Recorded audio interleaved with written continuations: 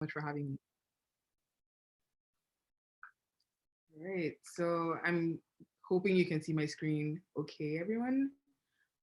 Um, so I'm really excited to be talking about internships and career launches, specifically from my experience joining the industry.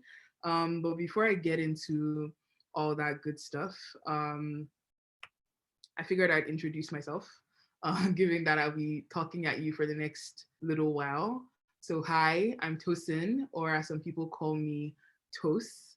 Um, as Vicky mentioned, I'm presently an account manager at LG2 Toronto, which is a full service creative agency.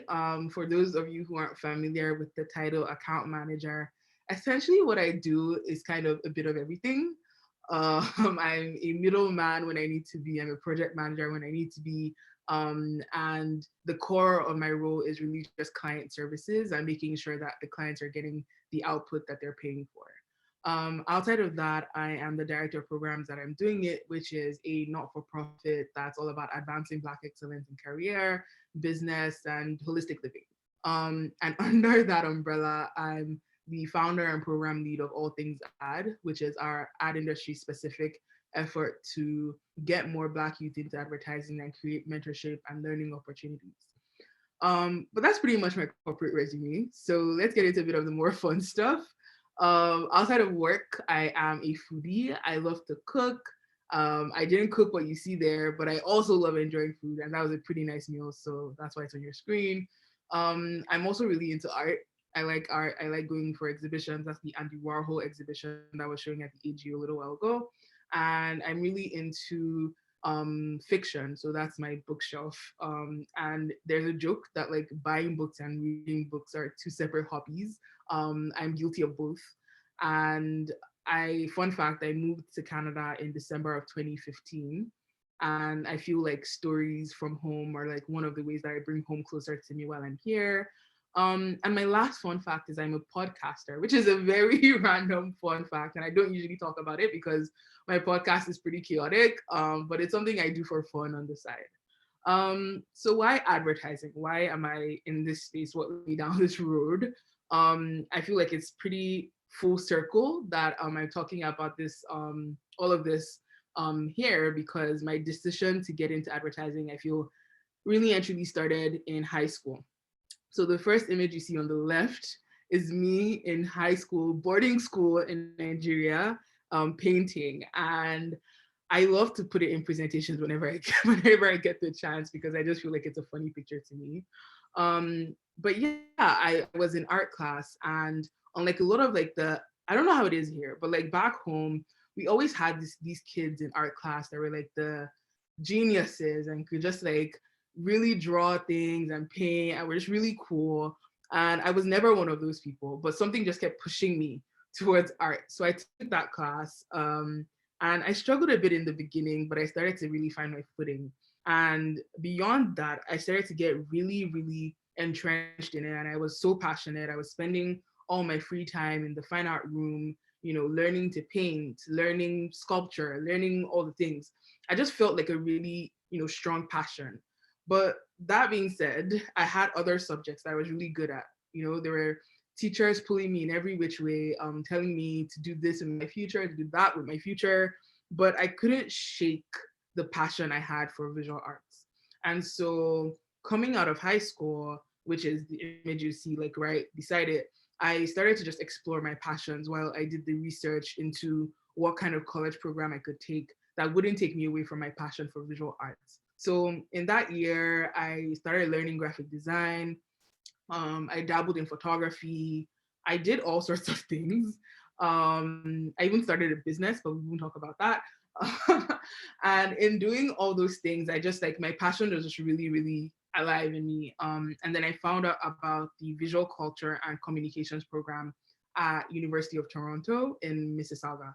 So I decided to apply. I got in all that good stuff. And in December of 2015, I moved to Canada. So somewhere between, when all this was happening, like I said, I was learning graphic design and I got pretty good at it. So when I moved to Canada, a few months after, I started freelancing as a graphic designer because I'd gotten my skills to like a pretty decent place. So I was mainly working with like small businesses, doing like posters, that type of thing. And I was still in school, right? So I was still doing visual culture and communication. But then while all this was happening back home, there was a recession. The economy was tight, money was tight. And then my mom calls me into a conversation in summer of 2016. So right when I'm wrapping my first year at U of T, and she's like, hey, like, this is pretty expensive and we don't think we can keep paying for this. So I had to start exploring my options. It was very clear I had to leave U of T. I had to find like a more affordable option or start from scratch. And that's when I realized that the program I was in was very unique. Visual culture and communication isn't like a program a lot of schools offer or anything like that. And it kind of put me in a position where I had to decide. I couldn't be this generalist that wanted to do all the things. And I found out about Humber's Bachelor of Creative Advertising program. And I'd heard a bit about advertising, but I didn't really know how it worked. I didn't know what the roles were. I didn't know anything, but I knew I saw ads in real life and I thought, hey, it'd be cool to make those. So I found that program, I applied, I got in, and I transferred to Humber College. And honestly, within my first semester at Humber, I realized, very quickly that I was in the right place. I was exactly where I had to be. I was learning so many things that just like really intrigued me. And then part of that learning was an understanding of what the role of an art director was, what the copywriter was, what, everyone was. And I kind of realized that there was something to be said for the people who foster creativity. So beyond, being the person making the ads and coming up with cool concepts, there were roles like account managers and, strategists that were working behind the scenes to make things come to life. And I found that that was something I wanted to explore. So I decided to specialize in that. So how I got in, right? So again, I've gone through this whole journey, uncovering my passions, following what comes next. And it's getting to the end of my program and it's time to like start making my way, into the industry.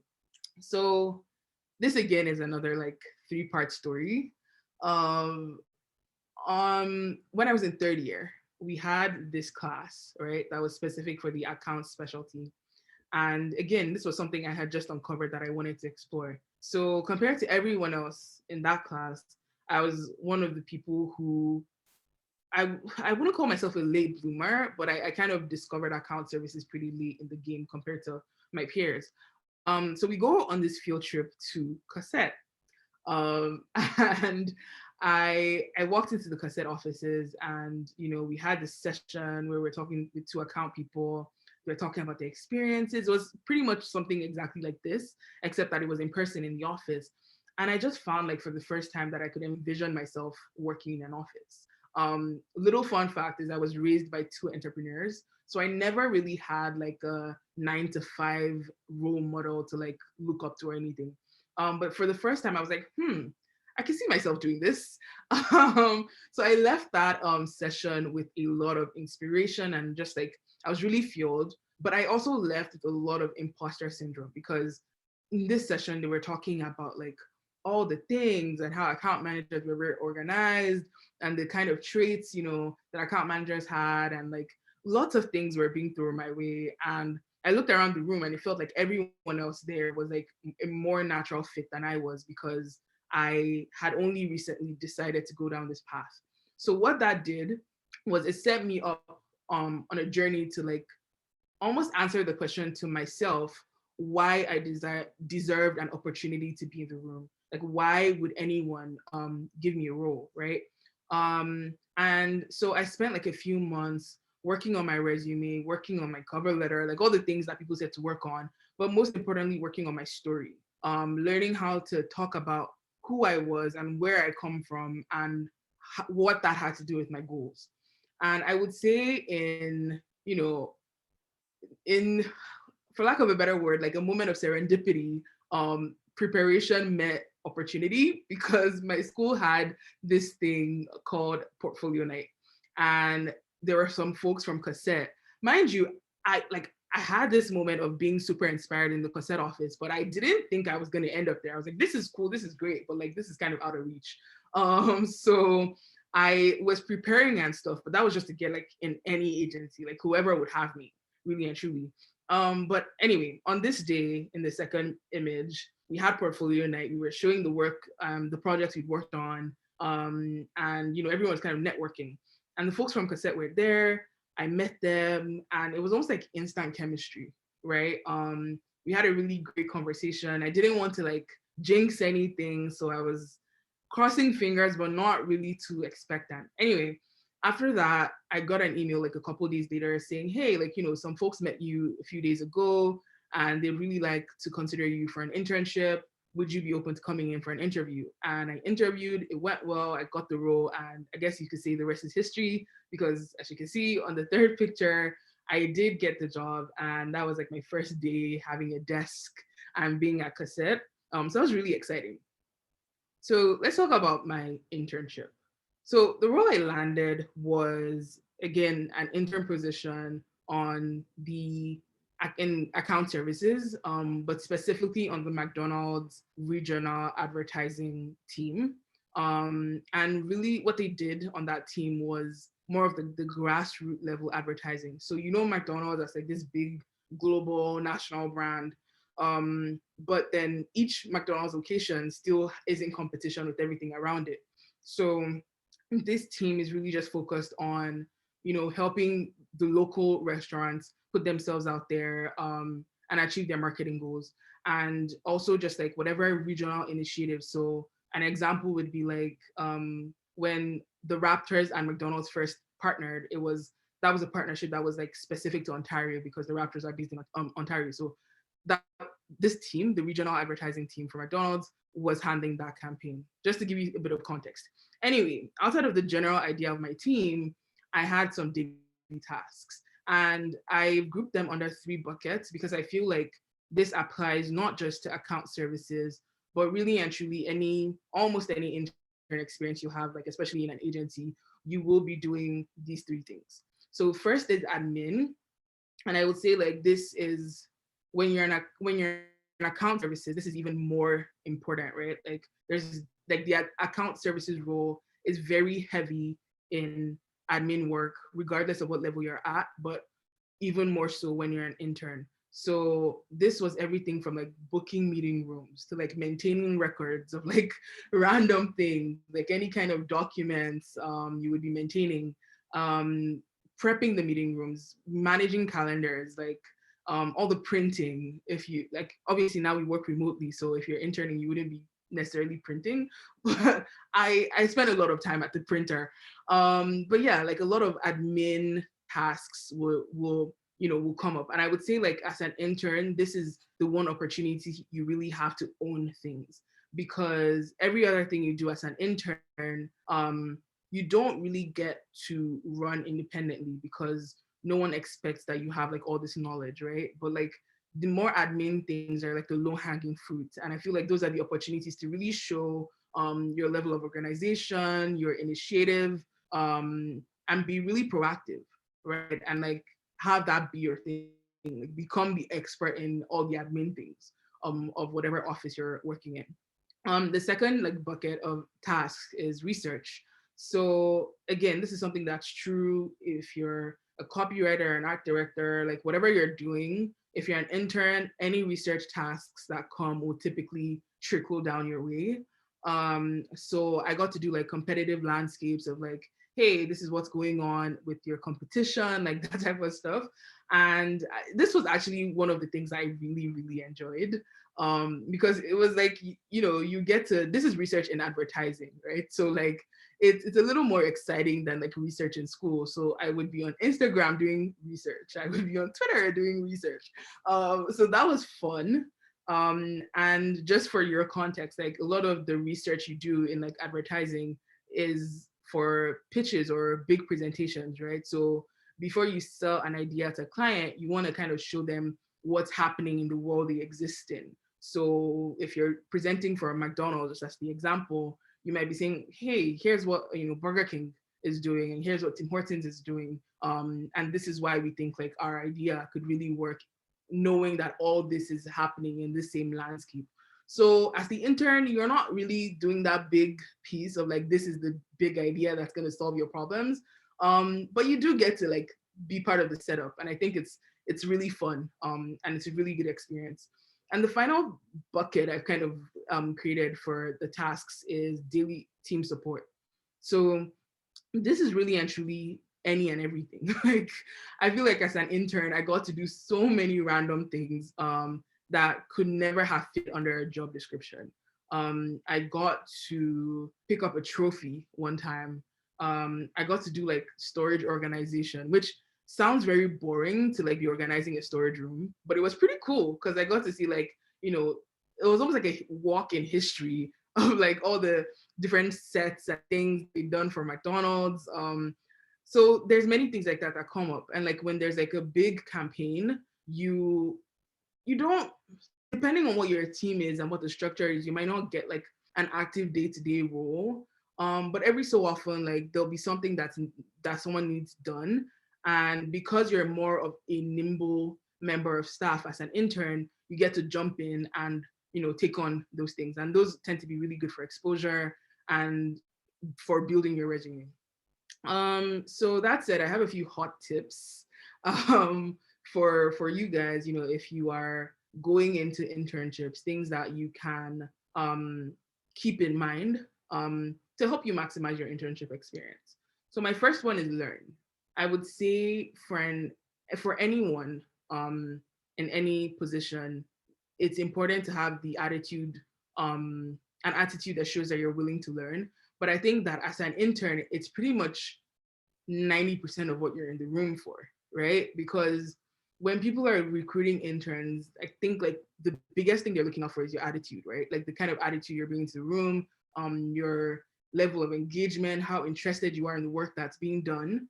But no one's really assuming you're coming in as like any kind of expert, right? So everyone's really assuming zero knowledge.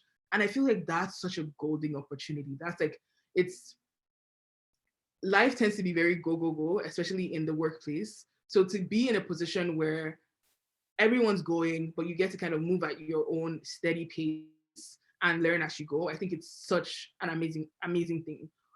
So I would say prioritize learning, be curious, ask questions.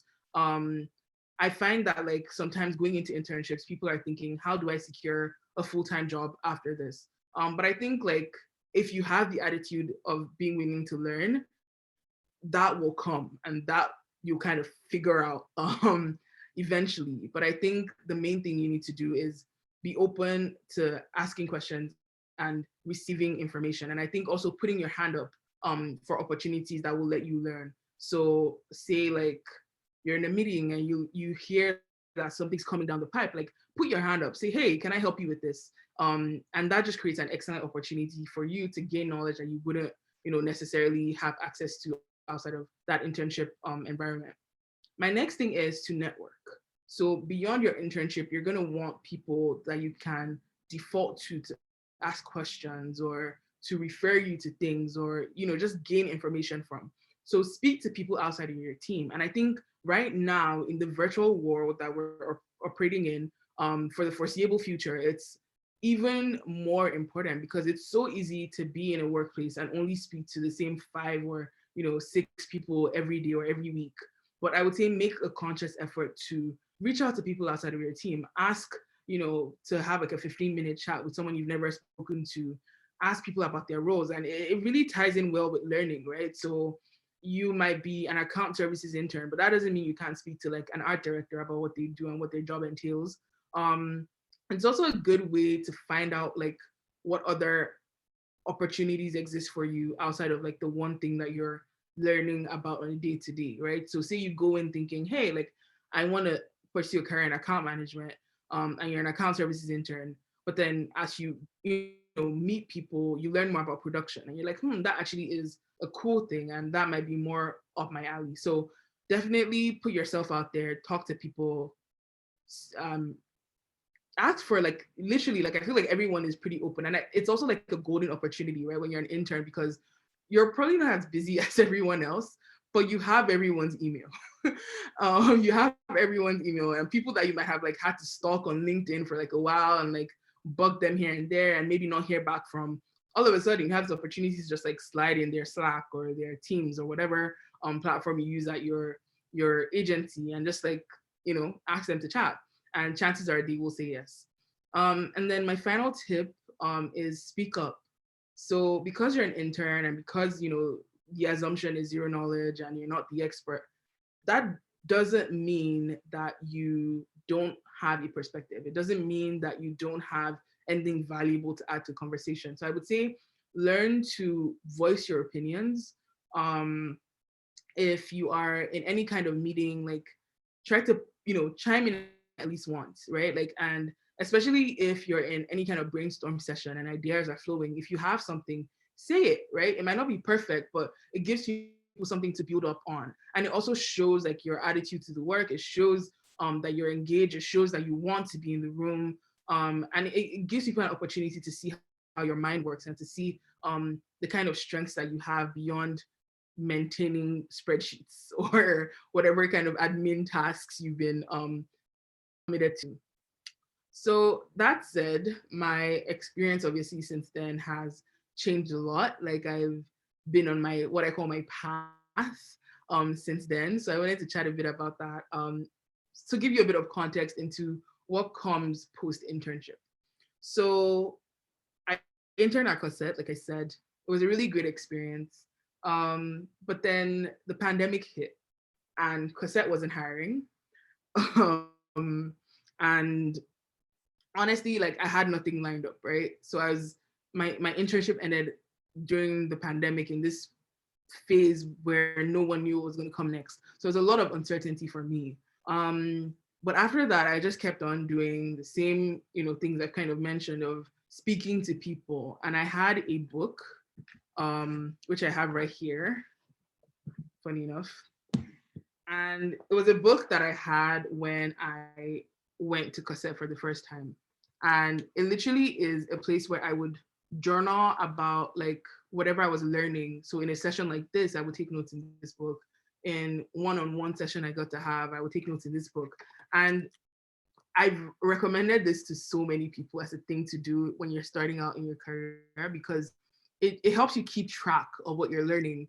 And it's just a really great tool. Anyway, so I started to book, reach out to people on LinkedIn, just like cold messaging. And I wasn't going in saying, hey, like, do you have a job? I'm looking. I was just like, hey, like, I like to talk. Like, I like to learn more about what you do. I like to talk about where I'm at in my life. Let's talk. So I started having lots of conversations like that. And I would take this book everywhere. I would write things down. And it was cool because anytime I wanted to go back to someone I'd spoken to before, I would just like flip my notes to my meeting with them the first time, and I would have like a memory that I could share, like, hey, like I remembered you liked, I don't know, dogs, like whatever like funny things stood out like in my call with them, I would bring up, and always be like a great conversation starter. Anyway, so I started to have those, and it almost became like my full-time thing that I was doing. Like every week I would just have like a bunch of calls, and like it didn't matter. And like at the end of every call, I would also like kind of, in some cases, ask directly, or in other cases, have it be recommended to me to speak to someone. So I'd be like, hey, like, is there anyone you feel like would be a good person? Like, just based off this conversation, what you've learned about me, is there anyone you think I should be talking to? And sometimes they would say no, sometimes they would say yes. And whoever they pointed me to, like, it didn't matter like if it was like a direct thing connected to me. It didn't matter if it was like in a different industry. Like I had one time someone recommend that I speak to someone in media, which is something I've never been interested in, like ever, and even till date. But I did, and I just kept on having those conversations, and each person introduced me to someone else. Anyway, so I did that for a while, and eventually someone went, hey, are you looking for a job? And I was like, yeah. And they were like, well, we don't have anything open right now, but I have a few people that you might want to speak to. So that was someone in HR from FCB. And I had the conversation, and eventually they were like, yeah, we would like to have you here. So that's kind of how that job happened. And the coordinator role really is almost like intern max, where you're doing a lot of the same stuff you do as an intern, especially if there's no intern on the team. But you're also getting more opportunities to own things and more opportunities to kind of extend yourself, right? So in that experience, I got to, I wouldn't say lead, but really own some projects. And I feel like those helped me brush up my skills. And so when I started to think of what was going to come next in my career, I had all these things that I learned in my coordinator experience. Now, one thing about like being active on LinkedIn is it improves your visibility, right? So you're showing up in searches more.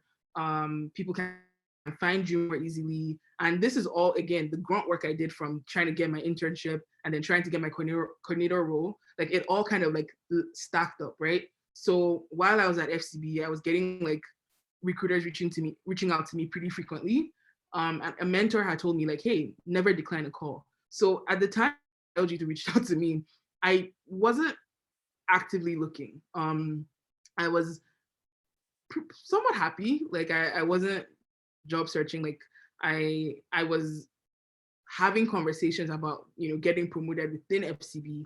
Um, so yeah, I wasn't like actively looking, and then I got this call from LG2, and it just felt like a really great opportunity for me. So several conversations later, I signed the contract.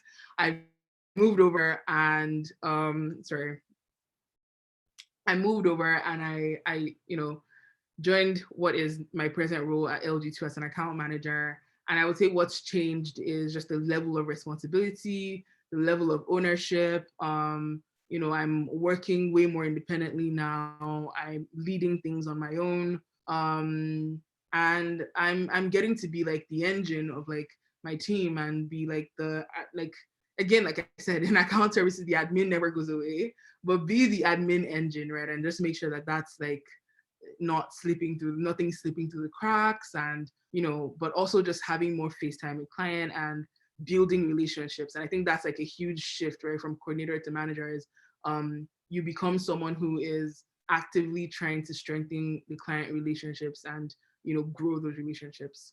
But yeah, that's pretty much it. That's me right now. That's what I'm doing.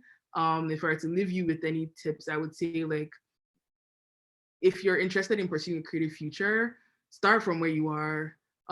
Like I always say to people who reach out to me, if you have an itch, scratch it. Like, don't be afraid to explore different passions.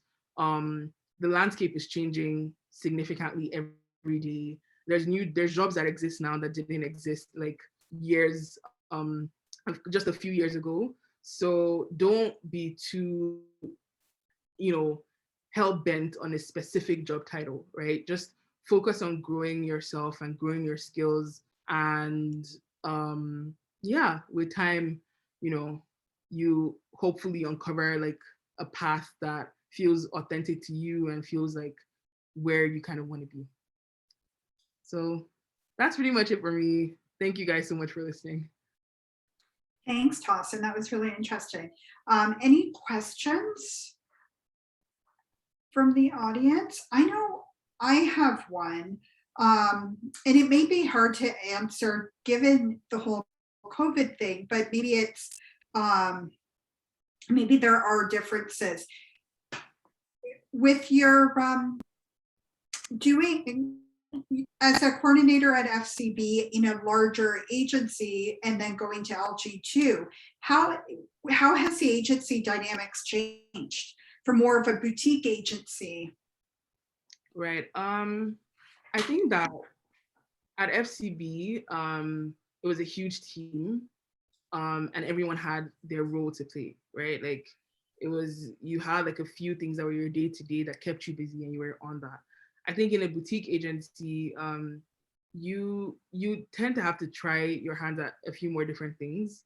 You have to be more flexible, more willing to roll up your sleeves. I would say it's almost like an entrepreneurial journey. Um, and but like the pro really is that it's more of like a family, right? Where you have support, and people are willing to jump on and help you with like whatever you might be doing. But it's also from the perspective of a young person trying to grow in their career. I think boutique agencies are good for pushing you out of your comfort zone. I think when you're still unsure of yourself and trying to find your confidence, there's many perks to being in a big agency because you can like slip through the cracks and there's almost no spotlight on you. And you can kind of grow at your own pace. But when you're ready to be like, hey, like I need to grow quick, that's where like your small agencies are your best bet. And more ownership too, because there's less people to do a job, so you get a little bit more done. Yeah. Question. Here we go. How has your background in art and design helped you with your current role? That's an interesting question. I feel like I have a different perspective in every meeting. I think it helps me be an asset to my account team, because sometimes we're like figuring things out, but then I know a bit of the technical jargon of like this is how the files need to be set up, and like so it helps me on a technical level, because I'm able to very quickly translate like what the media teams are asking for, in terms of like file requirements to the creative team. I'd also say it helps me build empathy. So I understand that ideas don't just fall out of thin air, right? Like I understand that sometimes you have to stick with something for a little bit for it to, be fully fleshed out. So I think I'm a bit, patient with creative teams. And also I think it helps like me fight for their work more, right? Like I'm more of an advocate for creative work because I've created work myself, and Yeah. I know what it feels for your ideas to be killed. Okay. How did you manage stress and avoid burnout in this early stage of your career when there's lots of pressure, and especially adding on COVID, right? Yeah. I'd say I'm still learning. But I think the biggest thing is being vocal. Um, Speaking out, I do understand what's expected of me. Speaking out when I'm feeling like, hey, this is a lot of work. And speaking out when I just need someone to like, because sometimes like you're feeling really stressed about something, but then when you share and you exchange ideas about the thing, there's all this relief. So I think just being vocal and like being open with my team and the people around me and accepting support when I need it. Okay. Another question. Can you tell us a little bit more about your side project? See, I'm doing it and all things odd. Right. So of course, I'm doing it. Like I said, we're very much about like advancing Black excellence. So we work with like youth from ages 18 to 30. I'll give you guys a little bit about the tea in terms of what's coming. So right now I'm the director of programs, and what my role is now is preparing all the events that we're gonna have next year. We're like growing very rapidly. I think so far we've matched up almost 200 people with mentors, which is amazing because there's people who've gotten jobs through their mentorship experiences.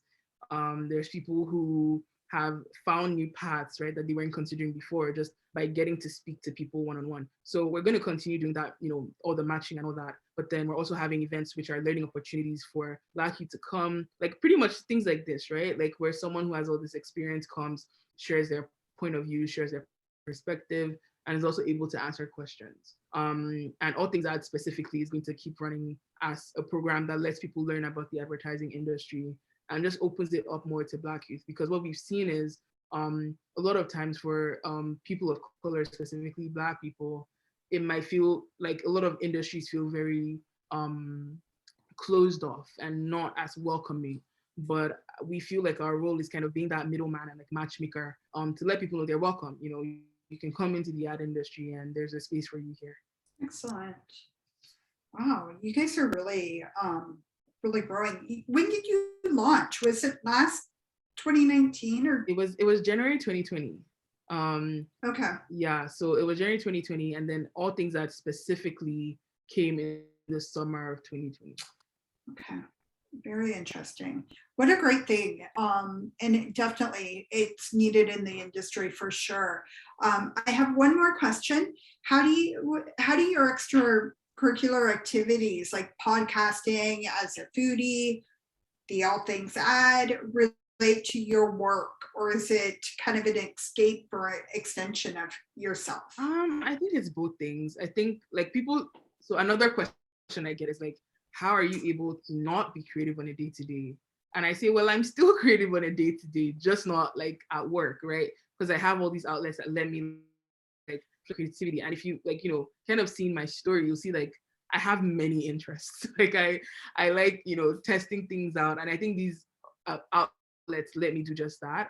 But I also think like advertising is such an interesting industry because you almost get to be an expert in like every field. Like I've had science in food, I've had retail, I've had insurance. Like, so when you're someone who knows a lot of random things, like for instance, like an interest I have is like home decor. And when I was working on Home Depot, on the Home Depot. So it was like that much more engaging for me, right? Like it made work more enjoyable because I was working on something I was interested in. So I think when you're someone who like explores different things and you come into work, like it gives you perspective. And specifically as an account person, you need to be resourceful. So getting exposure into all these different things kind of helps me problem solve faster because I've maybe done something in one of my many past lives. Yeah. And I think one interesting thing about the advertising industry is just how diverse everything is from the clients you work on. It just makes it interesting because no day is the same. Especially when you have that variety of different clients, like you said, one in home design or interior design or home, the other one maybe automotive. It always is, makes it an interesting day because you never know what you're going to do, right? I come from the media background. I'm a strategist at FCB, so I can relate. So any other questions that we have? Let me just flip over. I'm not seeing anything. That might be it. Awesome. It is, what time is it? We're a little bit early, well, about 2:40. So I think we're going to just end it then. Thank you, Tosin, so much for